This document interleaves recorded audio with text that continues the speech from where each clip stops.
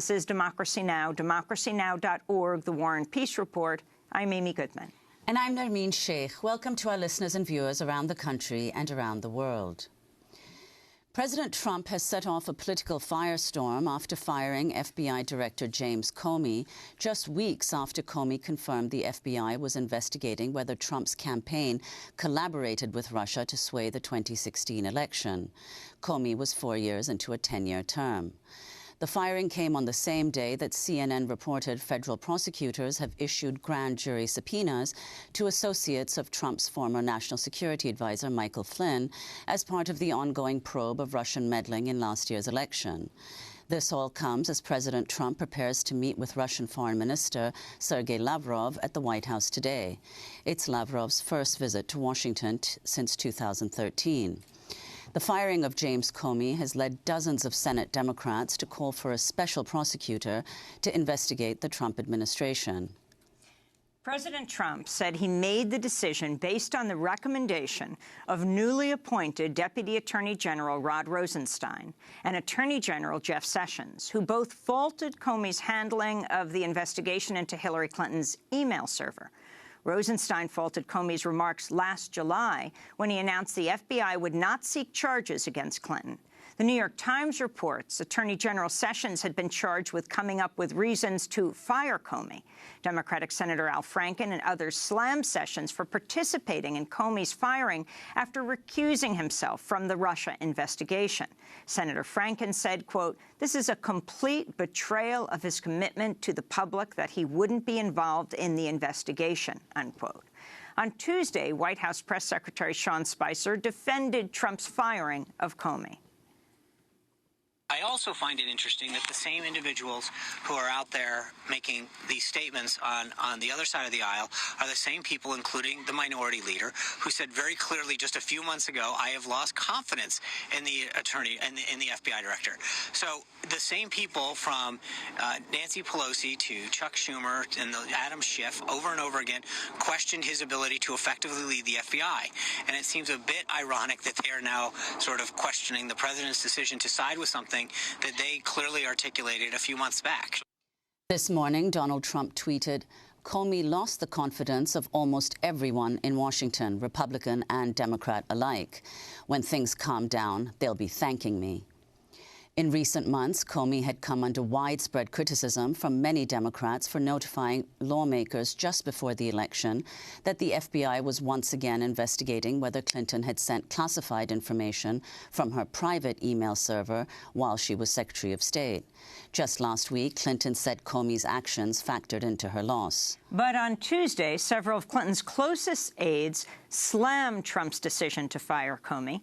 Clinton's former campaign manager, Robbie Mook, wrote on Twitter, "Twilight Zone, I was as disappointed and frustrated as anyone at how the email investigation was handled, but this terrifies me," he said. Well, to talk more about the firing of the FBI director, James Comey, the future of the FBI, and more, we're joined by Pulitzer Prize-winning journalist Glenn Greenwald, co-founder of The Intercept.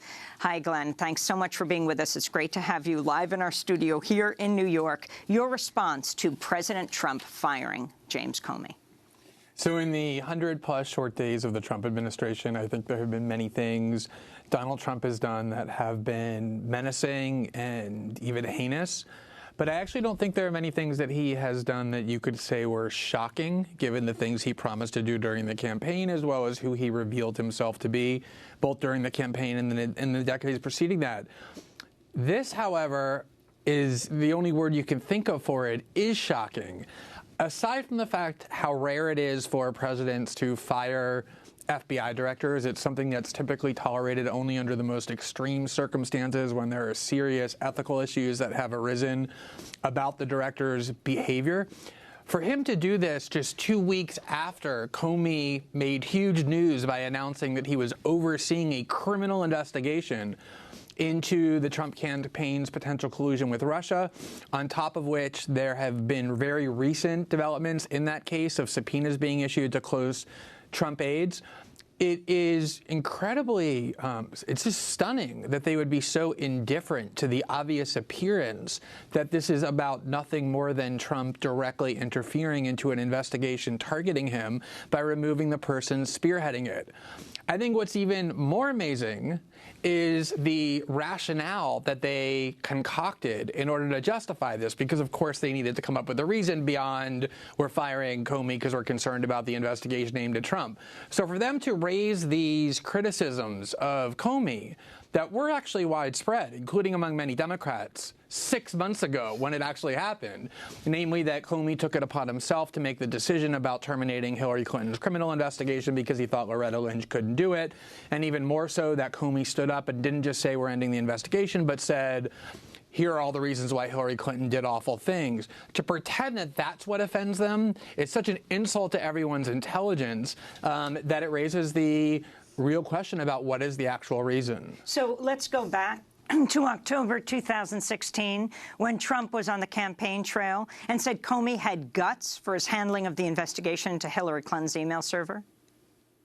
And I have to give the FBI credit. That was so bad what happened originally, and it took guts for Director Comey to make the move that he made in light of the kind of opposition he had, where they're trying to protect her from criminal prosecution. You know that.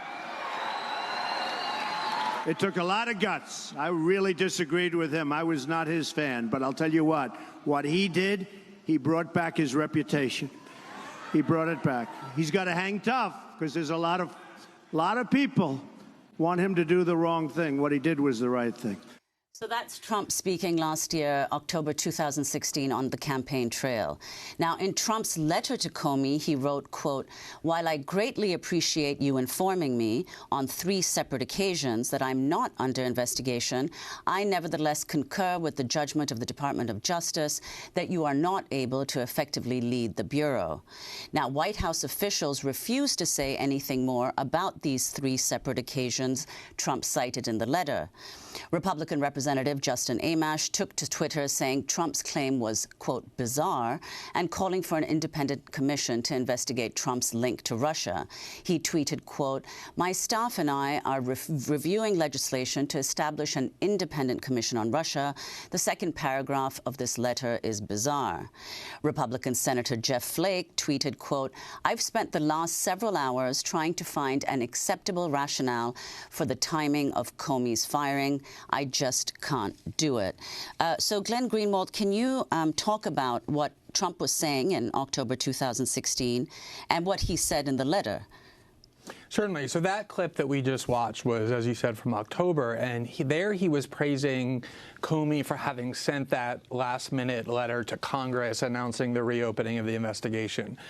That doesn't seem to be the reason they're pretending to have fired Trump. They're pretending to have fired Trump because what they're angry about is fired Comey, excuse me, is the press conference that Comey held in which he stood up and announced that the criminal investigation of Hillary Clinton was coming to an end. But then he did something extraordinary for an FBI director, right, back in July, which was he didn't just say we're ending the criminal investigation. He then went on to opine on her conduct, which is what you don't want an FBI director ever to do, because he said it was careless. He said he was careless and reckless and things. He gave about 15 minutes of very harsh criticism. And the reason why that's so disturbing, genuinely, is because you don't want an FBI investigator essentially trying somebody in public but not charging them. The problem, though, is that Donald Trump loved those comments. In fact, I think the only thing that he quoted during the campaign, more than the Bible, was that Jim Comey speech. And so now to turn around 6 months later and say we're firing him for the remarks that we actually loved him making at the time. Jeff Sessions loved it. They all loved it. That's what I think people are finding so difficult to swallow. And of course, I mean, right through to the inauguration, right through to the confirmation speech of the Republican convention, he would make statements leading to that chorus of jail her, jail her. And now, right after James Comey confirms he's investigating the Trump administration, this is when this firing comes down. That speech that you're talking about was in July. Why didn't he fire her? Why didn't he fire James Comey the day after the inauguration? And why weren't Republicans like Jeff Sessions criticizing Comey for the public comments that he made about Hillary Clinton? There was a debate at the time where Democrats were saying what Comey said was inappropriate, but Republicans largely were saying what Comey said was necessary and important to inform the public. And so I think that because nobody believes there's any plausibility to this rationale, it's clear what happened here. We're going to break. We're going to break and then come back to our discussion with the Pulitzer Prize-winning journalist Glenn Greenwald, one of the founding editors of The Intercept. His latest piece, Trump's support and praise of despots, is central to the U.S. tradition, not a deviation from it. This is Democracy Now! Donald Trump has fired James Comey. We'll keep discussing it. Stay with us.